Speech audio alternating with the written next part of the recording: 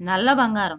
ఒక ఊరిలో వక్రుడు, ఉక్రుడు అని ఇద్దరు అన్నదమ్ములు ఉండేవారు. వారు నివసించే ఊరికి 300 మైళ్ళ దూరంలో ఒక కొండ ఉన్నది. ఆ కొండలో బంగారం ఉన్నదని తెలిసింది. బంగారం అంటే ఎవరికైనా ఆశే కదా. బేష్, బాగా ఉన్నది తమ్ముడు. మన వెంట కొంతమంది కూలీలను తీసుకువెళ్ళి అక్కడ ఉన్న ఆ బంగారం అంతా తెచ్చుకుందాం. ఎలా అయినా శ్రమపడి ఒక్క మనుగు బంగారం తెచ్చుకున్నామంటే మనం ఇద్దరం ఆ జన్మాంతం హాయిగా కాలు మీద కాలేసుకొని కాలక్షేపం చేయొచ్చు అని వక్రుడు చిన్నవాడికి ఆశ పెట్టాడు. కష్టం లేకుండా తేరగా దొరికితే అనుభవిద్దామని చూస్తూ ఉంటాడు వక్రుడు ఎప్పుడు. అందుకనే సునాయాసంగా బంగారం దొరుకుతుందని తెలిసే కల్లా అతను ఆశపడ్డాడు. కానీ తమ్ముని ఉద్దేశం వేరు. ఈ కారణం చేతనే కొండ మీద బంగారం గురించి తన అన్న అంతగా ఆత్రపడి చెప్పినా ఉక్రుడు ఎక్కువ ఉత్సాహం చూపలేదు. అయినప్పటికీ పెద్దవాని మాట జవదాటం ఇష్టం లేక వక్రునితో ఉక్రుడు సరే అన్నయ్య, అలాగే వెళ్ళి తెచ్చుకుందాంలే అని తన సమ్మతి తెలిపాడు.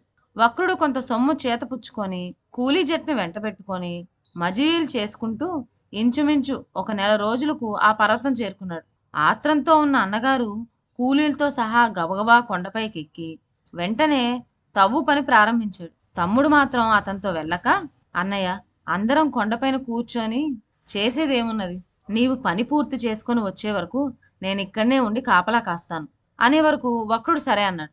ఉక్రుడు కొండ దిగున ఉన్న ఆ గ్రామస్తులను మంచి చేసుకొని చిన్న నివాసం ఏర్పరచుకున్నాడు. కొద్ది రోజుల కల్లా తను వారి మధ్యన తలలో నాలుకగా మసులుకుంటూ ఉండడం చేత వారు ఉక్రుని కోరికలన్నీ కాదనకుండా తీరుస్తూ వచ్చారు.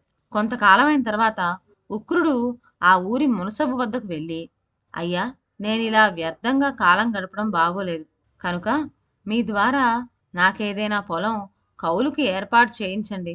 పంట పండగానే రుణాలు తీర్మానం చేసుకుంటాను అని కోరే వరకు గ్రామ మనసుబు సంతోషంతో అతనికి 3 ఎకరముల నేల, అది సాగు చేయడానికి అవసరమైన పరికరములు, ధనము, పరివారము అన్ని సమకూర్చి పెట్టాడు. ఈ విధంగా తనకు లభించిన సాయంతో ఉక్రుడు కష్టపడి పొలం సాగు చేసి పండించాడు. అతనికి దైవ సాయం తోడవటం చేత పంట బాగా పండింది. వ్యవసాయ ఖర్చులు, మునసబు పెట్టిన మదుపోను, నికరంగా 25 బస్తాల ధాన్యం ఉక్రుని వంతకు మిగిలింది. ఉక్రుడు ఇలా కష్టపడి బాగుపడినందుకు ఆ గ్రామస్తులందరూ సంతోషించారు. అతను తన వంతు ధాన్యమును మునసబు ఇచ్చిన ఒక చిన్న గుడిసెలో దాచుకొని కులాసాగా కాలం గడుపుతున్నాడు. అతను పంట పండించి ధాన్యం నిలవ వేసుకునే వరకు సుమారు 6 మాసాల కాలం పట్టింది. కూలీలతో సహా మరికొద్ది రోజులకే అతని అన్న వక్రుడు కొండ దిగొచ్చాడు. వారి స్థితి ఎలా ఉన్నదంటే తెచ్చుకున్న సొమ్మంతా ఖర్చయిపోయింది. ఆహార పదార్థాలన్నీ అయిపోయినాయి. ఒక్క అడుగైనా ముందుకు పడక వారందరూ ఆకలి దప్పికలతో శోష కొట్టుపోయినారు. ఈ 6 నెలల్లోనూ కూలీల సహాయంతో వక్రుడు సంపాదించుకొచ్చిన బంగారపు పెల్లలు మాత్రమే అతని దగ్గర ఇప్పుడు మిగిలి ఉన్నాయి. కానీ కడుపుకు తిందామంటే చారడు ధాన్యపు గింజలైనా చేతిలో లేవు. వక్రుడు అతని వెంటనున్న కూలీలు ఆకలితో అలమటించుకుపోతున్నారు. కానీ ఈ పల్లెటూరులో వీరిని అందరినూ ఆదరించేవారెవరు? వక్రుని వద్ద బంగారం ఉన్నమాట నిజమే. కానీ ఈ సమయంలో ఈ పల్లెటూరులో అదేమన్నా కూడు పెడుతుందా? అదనకు అక్కర వస్తుందా? వక్రుడు దిగి వస్తూనే దాపరికం లేకుండా తన అవస్థ తమ్మునికి తెలుపుకున్నాడు. అది విని ఉక్రుడు, అన్నయ్య, అందరికీ ఈ గ్రామంలో అన్నం దొరుకుతుంది. కానీ భోజనం పెట్టినందుకు గ్రామస్తులు తలకొక బంగారం పెళ్ల చొప్పున పుచ్చుకుంటారు అని చెప్పే వరకు వక్రుడు ఉగ్రుడైపోయినాడు. తమ్ముడు గ్రామస్తులతో కలిసి తన కష్టపడి సంపాదించుకొచ్చిన బంగారం కాస్త కాజేయటానికి ఈ ఉపాయం పన్ని ఉంటాడని అతనుకు అపోహ కలిగింది. ఈ అపోహతోనూ కోపంతోనూ వక్రుడు ఆవేశపూరితుడై బస్తాలోని బంగారం పిల్లలన్నిటినీ అక్కడ కుమ్మరించి, సరే తమ్ముడు, మా వద్దనున్న సొమ్ము ఇదే, దీన్ని గ్రామస్తులకు ఇచ్చి మాకు ముందు తిండి ఏర్పాటు చేయించు. ఇంతకంటే ఏం చేయగలం?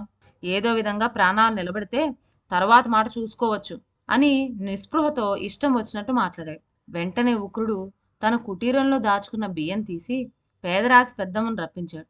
వక్రుడు కూలీలు శుభ్రంగా స్నానం చేసుకు వచ్చేటంతలో పంచభక్ష పరవన్నములతో వంట సిద్ధమైంది. 6 నెలల నుంచి ఇటువంటి తిండికి ముఖం వాచి వక్రుడు, కూలీలు ఈ భోజనం వరప్రసాదంగా భావించారు. భోజనం అవుతున్నప్పుడు ఉక్రుడు తన సంగతి సందర్భాలన్నీ చెప్పే వరకు అన్నగారు ఆశ్చర్యపోయాడు. తరువాత ఆ బంగారు పిల్లలన్నీ అన్నకి తిరిగి ఇచ్చివేస్తూ, అన్నయ్య, అనవసరంగా నీవు నాపైన అపోహపడ్డావు కానీ నీ సొత్తు నాకు చీపురు పుల్లైనా అక్కర్లేదు. నా రెక్కలు చల్లగా ఉంటే అదే 10,000 అనగానే వక్రుడు తన దురాహంకారానికి తానే పశ్చాత్తాపడ్డాడు. తమ్ముడు, నేను బంగారం కోసం ఆశపడి అనవసరంగా కాలం వృధా చేశాను. అదే కాలంలో నీవు నల్ల బంగారమైన నేలను పండించి హాయిగా నువ్వు తిని 10 మందిని పోషించగలిగావు. నిజానికి ప్రజ్ఞ అంటే నీదే ప్రజ్ఞ అని చెప్పి అనేక విధాలు మెచ్చుకున్నాడు. అప్పుడు అన్నదమ్ములు ఇద్దరు ఇంటికి వెళ్ళిపోయి ఖాళీగా పడి ఉన్న బంజరులను ప్రభుత్వం వద్ద నుంచి కౌలుకు తీసుకొని పండించిన ఆరంభించారు. కాయా కష్టం వల్ల కలిగిన లాభాలను, వాటి విలువలను తమ్ముడు చేసి చూపిన పాఠం వల్ల వక్రుడు గ్రహించి అవలంబించాడు. నాటి నుంచి వారు పేరొందిన రైతు బిడ్డలై రాణించి గొప్ప ఐశ్వర్యవంతులైనారు. ఇదండి ఇవాల్టి కథ. ఇక సెలవు. నా ఛానల్లోని కథలు మీకు నచ్చినట్లయితే నా ఛానల్ను లైక్ చేసి సబ్స్క్రైబ్ చేయండి. షేర్ చేయడం మర్చిపోవద్దు. కొత్త కథల నోటిఫికేషన్ కోసం బెల్ ఐకాన్ ప్రెస్ చేయండి. Thank you.